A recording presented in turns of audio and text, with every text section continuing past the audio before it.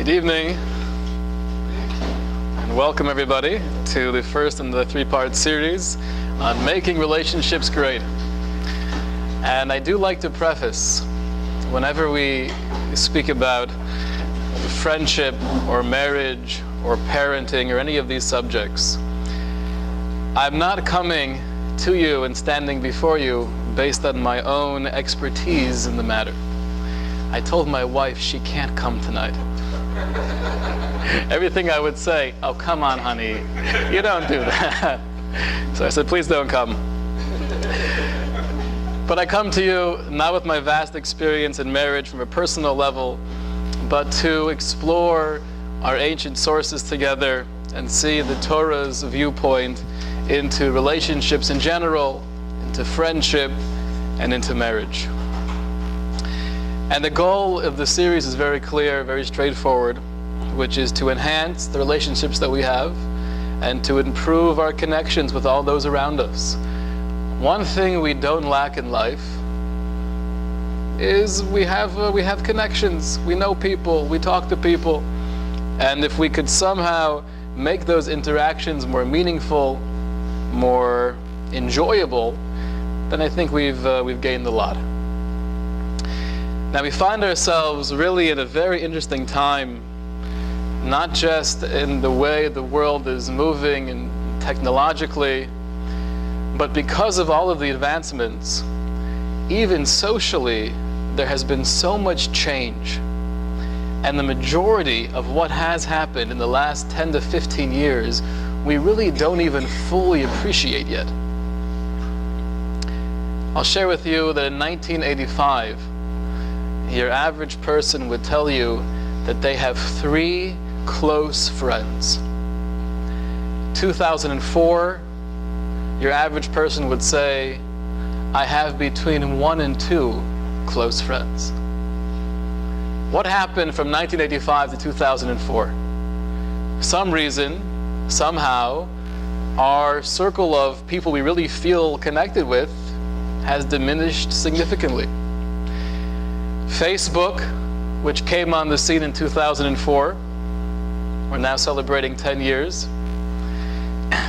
In the beginning, it pretty much started to spread like wildfire. Mr. Zuckerberg himself never imagined how it would radically change our human interaction.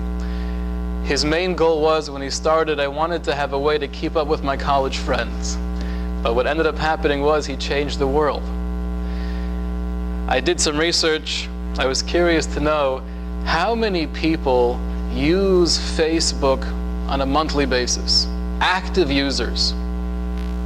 As of the most recent studies, 2014, the number that was given was 1.23 billion people are active monthly users on Facebook. How many people are there in the world? There used to be 6 billion. Now there's 7 billion. 7 billion people in the world, 1.23 billion are on Facebook. Now, just to realize what that means, how many people in the world have access to internet? Because 1/7 is not bad, but it's much more than 1/7. Only around 2.5 billion people actually have access to internet. And 1.23 billion of those people are on Facebook consistently, and the numbers are going up dramatically in regards to how many are on mobile devices.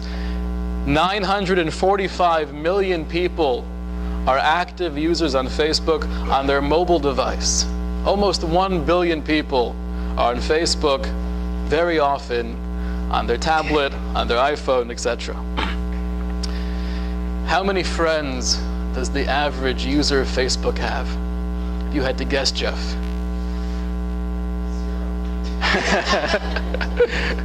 You don't have that many friends on Facebook, huh? About 140 is the average. Right? So people are doing pretty well. But that itself, though, calls into question, one second.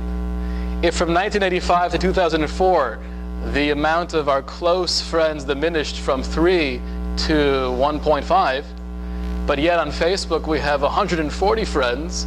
How do you make sense out of that? So Jan, I think you were touching upon the answer. What's the answer? They're not real friends. They're called friends, and we might show them pictures of our latest trip. We might tell them what I just bought at Publix. It is a crazy thing when you think about what's posted. The most random, why would you think that I care where you just were for the last half an hour? I love you dearly, and I like spending time with you, but the fact that you chose to buy the yellow apples versus the red ones, I don't really care. So how has this changed our relationships, our friendships? Has it been helpful? Has it been beneficial?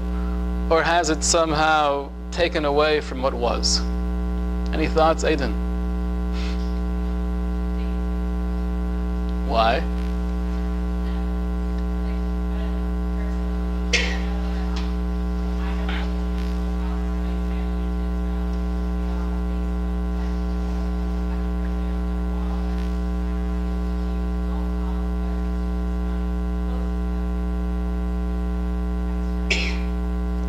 I hear that.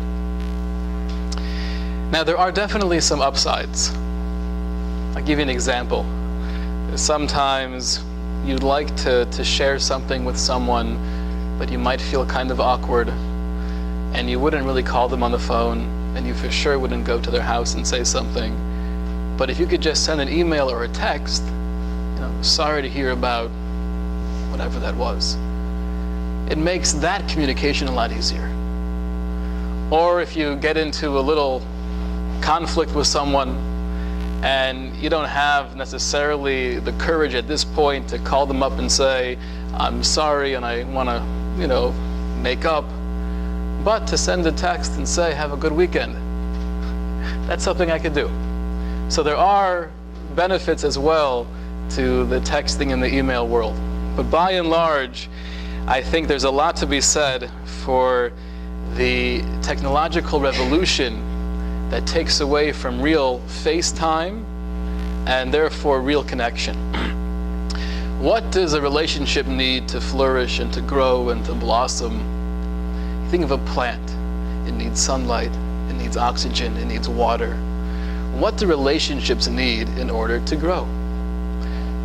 A couple of ideas. Number one, we need to be together.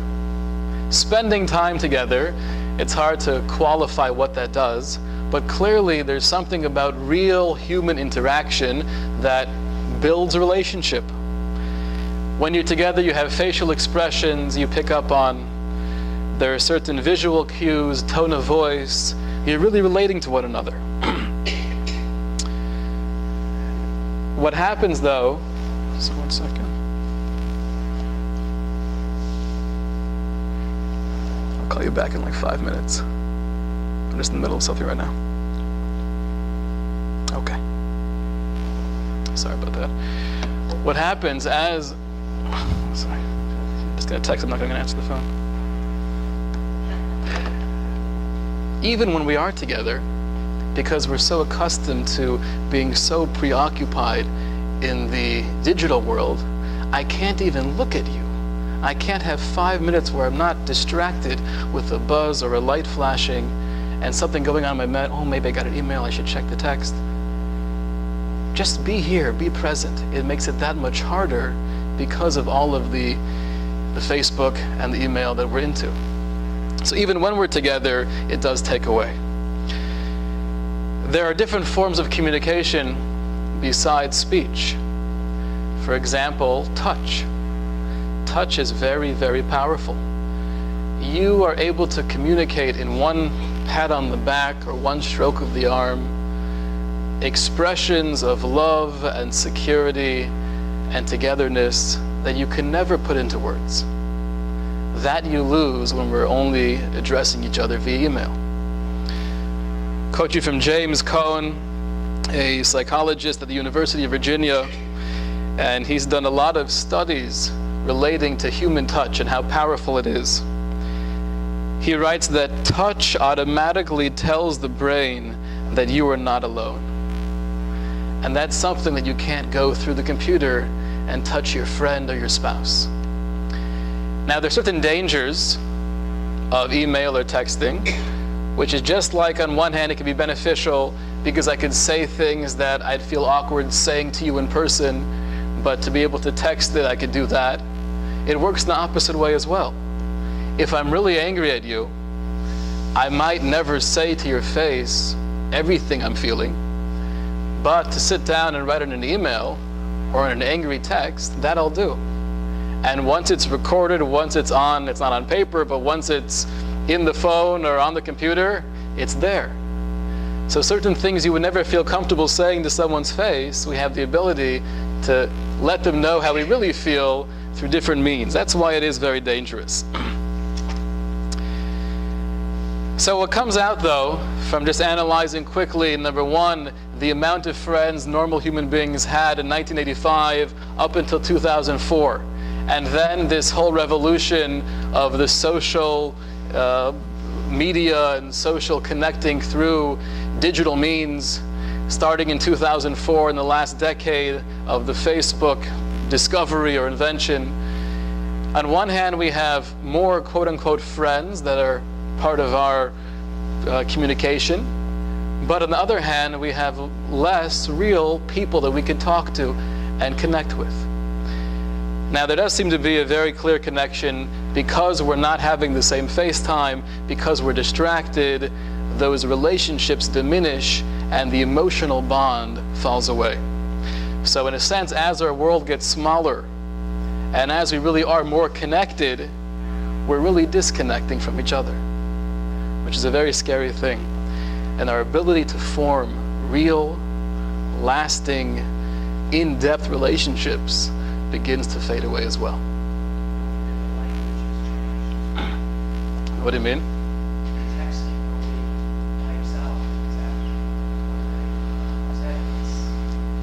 It's a whole different, yeah, I hear that as well. So, what is the goal of friendship? If we're claiming that perhaps Facebook or other things have diminished our ability to be friends and to have real relationships, then we have to ask a more basic question, which is, what's the point of having a friend? Any ideas, Matan? What's the point of having a friend? What does it do? Cheaper than a psychologist. Okay, that works. What do you have?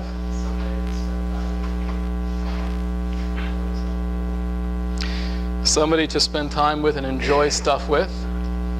Okay, you gotta have a dog for that also, though. Someone who gives you objectivity, meaning having another perspective that you could share things with. The ability to share with someone else.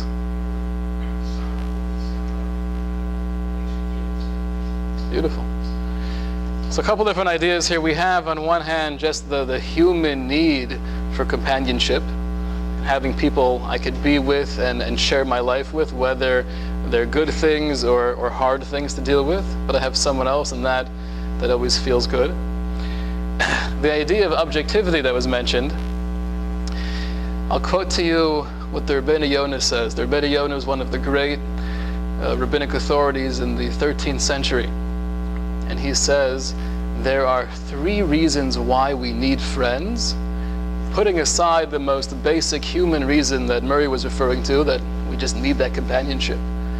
But putting that aside, there are 3 other reasons. Number 1 is to help understand life better. If you have an insight, you have an observation, and you don't share that with someone, you don't put it on the table and discuss it, so what happens to that insight? Number 1 is you never really clarify what it was. You can't take it to the next level and crystallize that idea that could be very, very mind-opening. And number 2 is it fades away. Having someone who you trust, who you like spending time with, and then being able to bring up this idea, asking them real questions, important issues. Reggie, do you believe in God? That wasn't too much of a conversation. Right? Okay, but something like that. That's an important issue that if I'm grappling with, as every human being should be, I'll bring it up with a friend and we can talk about it. Right? Bonnie, do you believe in life after death? It's a big question. It's a good question, but that's something worthwhile discussing. You have a good friend, you talk about it, and you argue. If you open up any page of the Talmud, all you find is they're debating, arguing back and forth. Rabbi Yossi, Rabbi Meir, everyone has their opinion. You bring me a proof, I tell you why it doesn't make any sense. I bring you a proof in this direction, you tell me that doesn't make any sense. Why so much bickering? Why are we arguing all the time? For one reason, because we like truth. And the way to arrive at truth is talk about it. Try to be objective, get another pair of eyes on it, and flesh it out. You start with an argument, but the goal is that it turns into a discussion.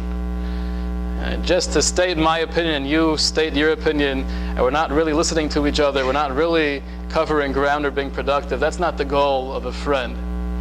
I want you to think for a second of one or two people that you consider friends. And ask yourself the following question. No need for a show of hands. Would you feel comfortable discussing, number one, your feelings, where I don't care what he or she thinks of me. I'm not trying to make an impression. I just want to share with you the way I feel. And it might be somewhat awkward or somewhat embarrassing. With the friends that you have that you're thinking of, would you feel comfortable doing that? Now, if I had to guess, I would assume every woman in the audience would probably raise their hand and say, yeah, I'd feel comfortable doing that. Maybe, maybe not. I think for men it's usually harder. Put aside emotion though for a second. Ask yourself, of these 2-3 people that you feel friendly with, would you feel comfortable really exploring philosophical issues together, important questions of life? Or would you feel somewhat hesitant? He'll think I'm becoming more religious. She's going to think that I'm all into religion now. If we don't feel comfortable discussing real things with the people closest to us, that means they're not real friends. Now, you might love playing tennis with him, or you might love going to the movies with her, and that's a nice way to spend time, but that's not the friend we're looking for from the Torah perspective. A friend is someone I could sit down with and ask real questions and talk about important things and not feel ashamed. So number one purpose of friendship is to better understand life, and we do so by asking real questions and being able to discuss those openly together. Number two, the second reason explains the Rabbi Yonah as to why friendship is so crucial. It's easy to detect flaws in other people. And we all see negative things in lots of people very often. It's a lot harder to see those negative things in ourselves. And that's true with strangers, that's more true with friends and family, and that's most true with a spouse, with a significant other. We pick up on those things with a very fine-tuned radar for all of the things that you say that are just annoying, or the things that you do that really rub you the wrong way. So by having a friend though, who's able to pick up on your flaws, and you're able to pick up on their flaws, then you have the opportunity for constructive criticism. Not to lay into him or her, but to be able to say in a gentle, caring way, and you make it clear that it's out of love. You know, maybe next time you walk in like that, you could just knock on the door. You caught me by surprise a little bit. And a real friend appreciates that. A real friend will take it, even though when you first hear criticism, the natural human response is, don't tell me what to do. Don't tell me I'm doing something wrong. But the real friend, the real person who's trying to grow, after that initial response will feel, you know what? I appreciate hearing that, and I'll try to change. So number one is understanding life better by being able to discuss things and ask questions. Number two is being able to give and to receive constructive criticism and how to grow, how to elevate ourselves. Number three, says the Rabbi Yonah, very, very basic. What is the goal of life? What are we here for in this world? Simply put, to become more godlike, to become more of a giver, to become more selfless. If we never have to worry about another human being, we never have the testing ground, the training ground that enables me to become more of a giver. Once you have one friend or a couple friends that you have to care for and you have to keep that relationship going, that means by definition sometimes you have to give in, sometimes you have to compromise. And it's only doing that for a couple of years and hopefully decades and more decades that transforms you as a person, making you more of a giver, more sensitive to other people's needs. That's the whole purpose of being here in this world. So those are the three reasons why we need friendship, besides the most basic human need for companionship. Number one, understanding life. Number two, being able to receive and to give constructive criticism. And number three, to fulfill our whole goal of existence, which is to become more of a giver. I have a very good friend of mine who is a real mensch. If you met this guy, you would see he's just such a sweet person. He told me that before he got married, he thought he was a pretty good guy. Only afterwards he realized he had a lot to work on. That's the way it is. Three reasons why we need friendship. The Mishnah goes so far as to say, good evening. We had the lights off before, we just turned them back on. The Mishnah goes so far as to say, Knei lecha chaver, which in Hebrew means acquire for yourself a friend. Now, acquire doesn't just mean you meet someone in your college dormitory and you start schmoozing, or you happen to, be in the same office with him or her and you start talking about something. Acquire means you pay money. The Mishnah says, pay money in order to have a friend. What in the world does that mean? What's the famous song? Money can't buy you love? Is the Mishnah suggesting we should pay people and please pretend to be my friend and invite me to your birthday party? Here's $25. I'll tell you what I think the Mishnah means.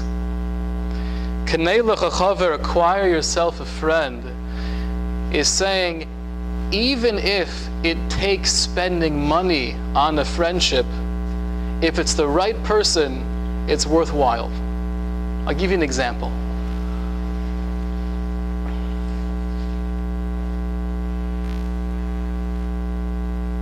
Right now, my son is in a certain private school. We're paying X amount of dollars per year. But I feel the friends and the boys there are just really, they're not a good influence on him. And I'd love to send him to a different school where I think he would relate better to the kids and have more friends and have more good friends. But it's more expensive. And we have other things to spend money on. Is that something that's worthwhile to invest in? The Mishnah is telling you, Knei lecha chaver. If you want to spend money on good friends. But the basic theme is, because it's so crucial, we have to be proactive. And if we think about our own lives, going back in our own history, and asking ourselves, how did we meet the people we're friendly with now? By and large, it was by coincidence. We happened to see them at a movie. We happened to meet them at a party.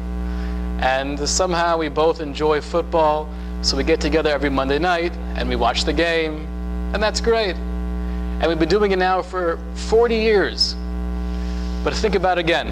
What is the qualification of a real friend? Someone who I would not feel embarrassed or awkward bringing up real life issues. And if with my good buddy, who we've been watching the football game every Monday night for the last 40 years, I would feel embarrassed to bring up the question of the existence of God, or I'd feel awkward speaking about the possibility of life after death, then he's not really a good friend. I wouldn't therefore say don't watch the game with him on Monday night. Continue to enjoy that. But you should also look for someone who's a real friend that you could talk about real things with. Be proactive. Don't let friends happen, but create the friendships. Kanei lecha chaver. Yes?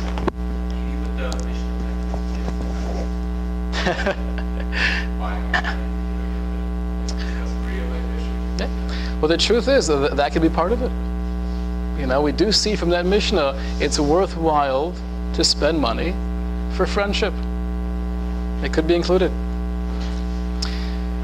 Now, I'd like to share with you why is it so crucial. What we've discussed so far is the 3 reasons why we have friends. Better understanding of life, the idea of constructive criticism, and then maximizing our potential here as human beings. And we spoke about, therefore, we have to be proactive.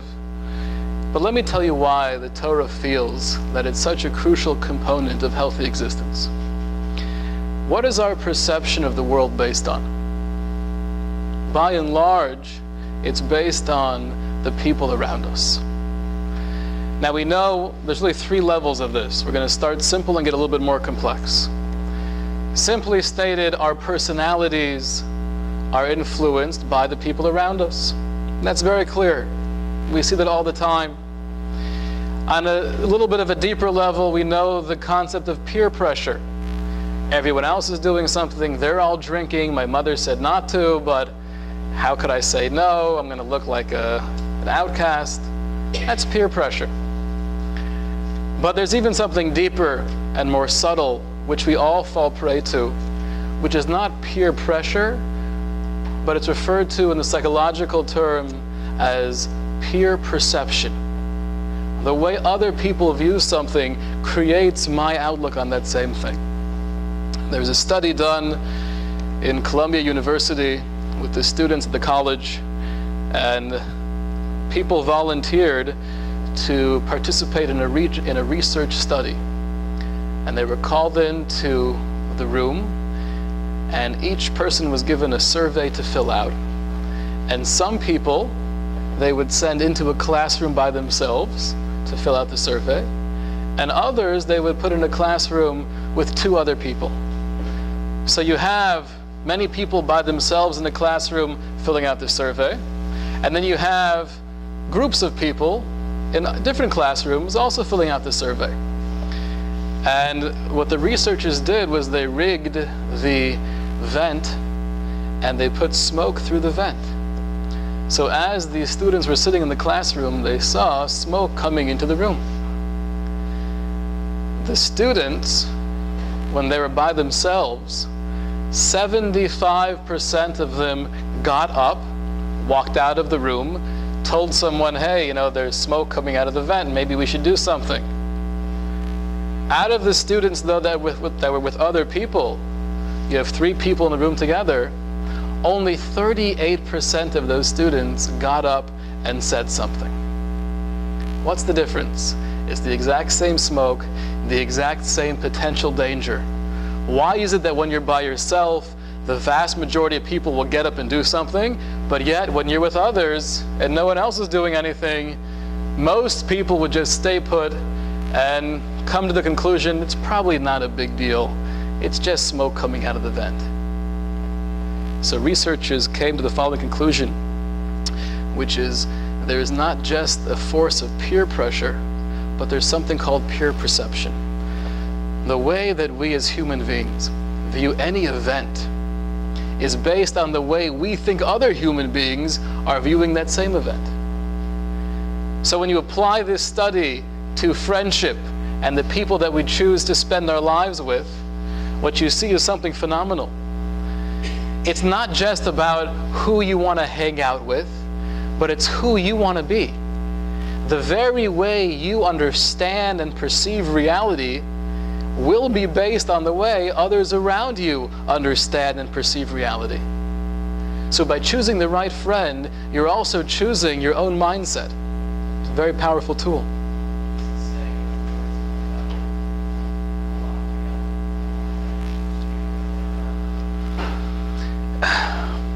that's true, and I think that's a natural thing that we do as human beings.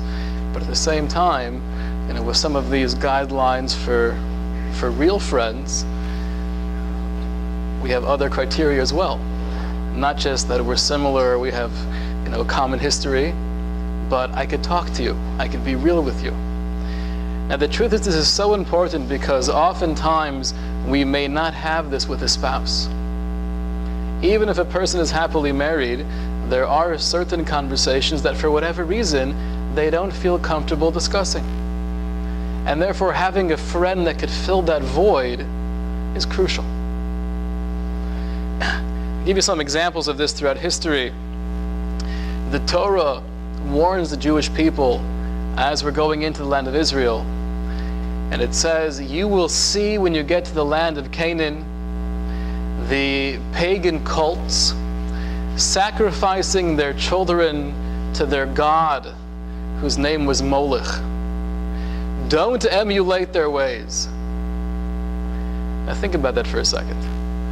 What Jewish mother in her right mind would walk into the land of Canaan and say, oh, look at this, honey, come, look at this, they're killing their children. Come, let's take Shlomi, come over here. The Torah has to warn you, don't look at the non-Jewish people who are sacrificing their firstborn children. Don't copy them. The answer is yes. It could be when you first get to Canaan, you'll be repulsed and this is so disgusting. How could they do such a barbaric act? But you know what's going to happen? You're going to live there for 10 years and 20 years and 30 years and make yourself at home. And this is what people are doing around you.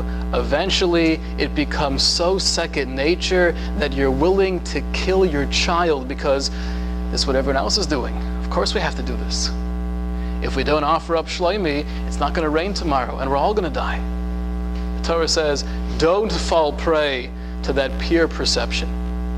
There's one example.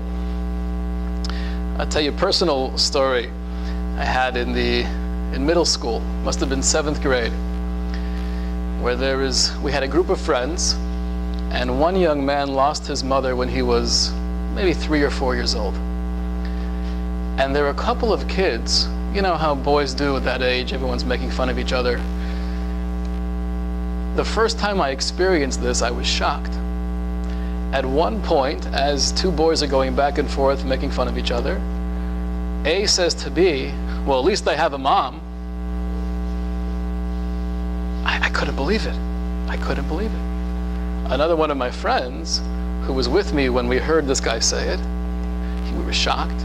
He looks at me and says, I can't believe David said that. Oh my gosh. We pulled him aside afterwards, we spoke to him. But you know what? That was somewhat a common thing that would be shot back as a way of making fun of this boy. To the extent where, as time goes by, and this line is being said quite often, my good friend who first turned to me when we initially heard this, and he was shocked as I was, 6 months later, I hear him say the exact same thing, well, at least I have a mom. And it dawned on me, I was a young man, but I realized very quickly, if you're in this environment, you'll do things that you would have never have thought imaginable. This is what everyone else is doing, this becomes okay, this becomes accepted. When I was in Queens, I was part of the JEP program. Ever heard of that? The JEP program was that young men who were learning in yeshiva, I was in my young 20s, we would go to public schools Wednesday afternoon, and we'd take out some of the boys and girls and we'd bring them to a nearby synagogue, and for the last hour of the day we would teach them, how to read Hebrew and different parts of the Torah, give them prizes, and we made it exciting. One day I'm on the bus, and all the kids were Russian. So a little Russian girl turns to me, must have been 5 or 6 years old. She said, Rabbi, are you Jewish? So I said, yes, I am. And she starts laughing. She turns to her friend, Sasha, he says he's Jewish, he's not even Russian. Her whole life was, being Jewish means you're Russian. I wasn't Russian. How could I be Jewish? Doesn't make any sense. Right? We view the world based on what's around us. It's true, not just philosophically or what we feel comfortable with. It's even true on a physical level. When you think of attraction, what's considered attractive? Again, it's totally based on what other people view as attractive. Any model nowadays would have been considered anorexic 50 years ago. And a model 50 years ago nowadays would be considered overweight. What is that based on? It's based on absolutely nothing. For whatever reason, societal norms create our own perspective to the extent that we accept it, and now our physical attraction is based on what everyone else is telling me we should be attracted to. I'll give you one last example which I find very profound. When it comes to interactions between men and women who are not married. Go back again to the 1950s, and you would ask your regular housewife, would you feel comfortable shaking the hand of a stranger, of a strange man? Many would say no. Some would say yes, many would say no. Ricky and Lucy, Ricardo, and the Lucy Show, I Live Lucy, it's well known that any shot in the bedroom, number one is they had to have two separate twin beds. You can't show a picture with one king or queen bed. And any shot that takes place in the bedroom, you have to have Ricky sitting on his bed and Lucy sitting on her bed. Otherwise, it would be inappropriate. Just like nowadays, we don't have anything more than that on TV, right? What's changed? Society has changed. Now, if you would ask your regular, run-of-the-mill woman who's in her 30s or 40s, would you feel comfortable shaking a man's hand? She would look at you and think you're crazy. Of course. What's the big deal? Would you feel comfortable giving a casual business hug to someone who's not your husband? Yeah, it's fine. A business hug 50 years ago would be viewed as something that's totally inappropriate. So we ask ourselves the very basic question, what I feel to be normal and acceptable now, 2014 America, what is it based on? And the answer is, it's based on absolutely nothing. It's based on everyone else around you. That's peer pressure and peer perception. Question? It's interesting, as you say, that society has regressed. We're no longer in a state of mind where we have to be so repressed and to not show something so natural as husband and wife being in close proximity together. But tell me as follows. Would you feel comfortable if we showed that everything that takes place with husband and wife on TV? Some limits. Have to have some limits, right? So the question is, where do we draw that line? What's considered the limit? So it happens to be right now, I don't know what the limits are exactly and what they allow on TV, but whatever the limit is now, it wasn't that way 30 years ago, and it won't be this way 30 years from now. So it's drawing those limits, which are totally arbitrary, based on the people around us. So how do you explain that to It's hard to explain to people because we're so brainwashed. We are all brainwashed from our society. We mentioned in the beginning the whole idea of Facebook and cell phones and iPhones and tablets. If we would realize for a second how much we've changed as a culture in the last 15 years, but we can't realize that. We can't break free from the fog. We are brainwashed. Everything we do now, I feel totally trapped or connected to my phone. I can't function without it. So it's hard to explain that to people, but this is the truth. To realize a lot of what we view is based on public perception, which has its influence on us. Now, if this is so vital for choosing friends, wanting to choose the people that will see the world in a way that could actually enhance your perspective on reality, how much more true should that be in regards to choosing a spouse? Now, many of us have already chosen a spouse, and therefore the question is how to enhance it, how to make it as as good, as productive, as beneficial as possible. But in those initial stages of choosing a partner, to keep in mind the way he sees the world will have an influence on me. I have to make sure I like his vision. One of the best pieces of advice that I ever got while I was dating was from a teacher of mine, and I was asking him, I said, how do you know if she's the right one? If, she's nice, okay, many girls are nice. So he told me as follows. He said, if you like yourself when you're with her, that's a good sign. If you like yourself when you're with her, that's a good sign. Because as any normal relationship, as it's progressing, you act differently towards different people. And I'm acting towards you the way I think I relate best to you. And if you like the way you're acting, it feels natural and it feels real, it's a good indication that there's potential. So choosing a friend and choosing a spouse, we have to keep in mind the way they view the world will impact us tremendously. What I want to do is I want to start with the very first step. We've established why it's so crucial to have good friends and how much that does influence the way we perceive the world around us. What is the first step in becoming a good friend? Any ideas?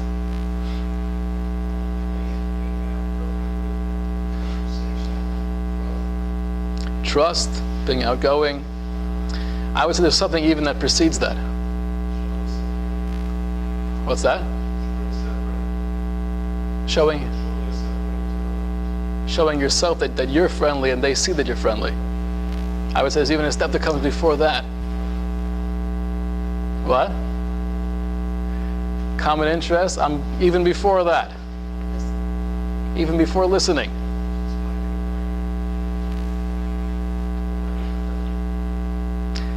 These are all key components, but there's something that precedes that as well. Before listening. Huh? But even before you're there. Reggie got it. Being a friend to yourself. It is impossible to truly be a friend to any other human being unless you're a friend to yourself. What does that mean practically? I'll share with you a couple of ideas. Socrates said, know thyself. Which basically means if you don't know who you are, it'll be very difficult to create real friendships. It'll be that much more difficult to have a meaningful, lasting relationship with a spouse. Know thyself, understand who I am. There's an old Japanese tale of a samurai warrior who is arguing with a Zen master. And the samurai warrior goes to the Zen master, so teach me, what is heaven and hell? Can you explain those concepts? He says in a ridiculing way.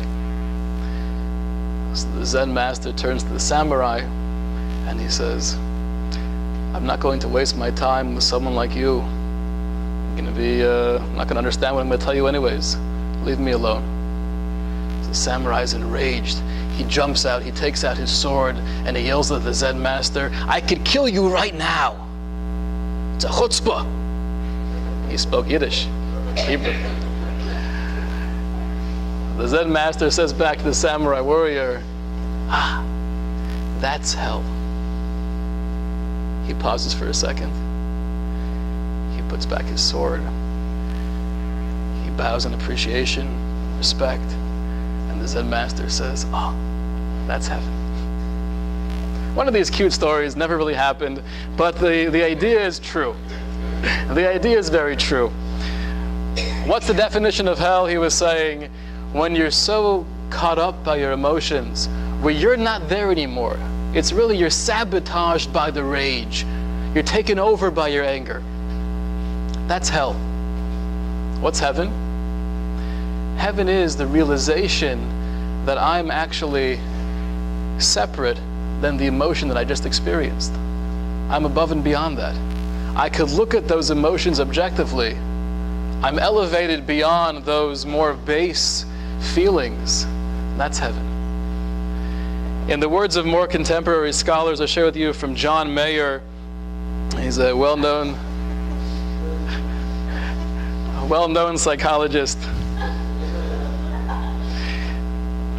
He says to be aware of both our mood and our thoughts about our mood. That's the definition of self-awareness. Our mood and our thoughts about our mood. So for example, when the samurai warrior jumps up in rage, is he aware of his mood or his thoughts about his mood? Not really. He's oblivious to everything. It's just taken him over. He's captive to those feelings. When he had the perspective that, wow, the Zen master is teaching me a lesson, and he bows with gratitude, at that moment he realizes two things. Number one, I was feeling very angry before. I should work on that. Number two, not only do I know the feeling, but I'm able to look at it from an outside perspective. I know my mood, and I know the way I feel about that mood. That's self-awareness. Know thyself. A second part of this, in order to be a good friend to yourself before you're a friend to others, is to be understanding of yourself. It's one thing to understand yourself, but number two is be understanding of yourself. Don't be too hard. Be able to forgive yourself. There's an idea in psychology, it's referred to as self-talk. If we would speak to anyone else in the world the same way we speak to ourselves, we would have no friends. Can you imagine that for a second? Oh, you are such a loser. What are you doing? Oh, I can't believe in you. Oh my gosh, how'd you even think of saying that? What were you thinking? That's the way we speak to ourselves consistently. Always putting ourselves down, always making fun of ourselves, never appreciating anything good that we do. Self-talk. Number one, we have to know thyself, understand who I am and what I need. But number two, be understanding of myself, being able to forgive my mistakes, and not speaking to myself in a derogatory way. Yes?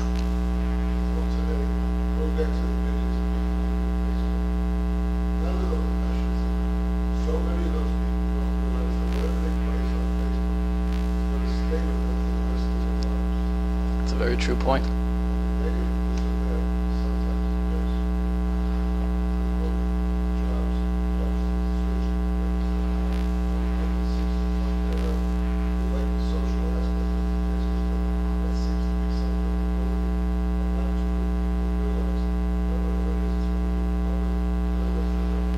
No, that's a good point. I've spoken to many people, and they've told me the first thing a potential employer looks into is your Facebook page. Which makes a lot of sense. So, number three, we have number one, understanding yourself. Number two, being understanding of yourself, being forgiving, understanding where you're coming from. Number three of this is to realize if you want people to like you, most people like people who like themselves. Reggie, I think you were touching upon this point before. If you're a likable guy, what does that mean?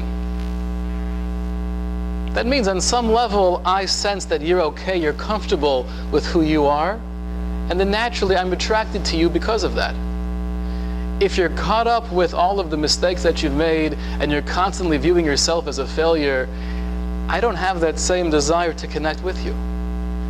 Now, there's an important distinction here between liking yourself and being arrogant. Nobody likes an arrogant person.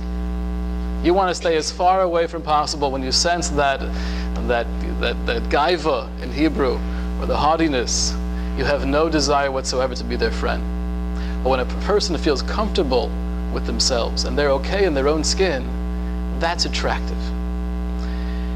Where do we learn this from? Where did all these ideas come from? Not from John Mayer, not from other psychologists, but they come from the Torah itself. The Torah says, one of the most famous lines, it was not created by Jesus, but it was actually said by God.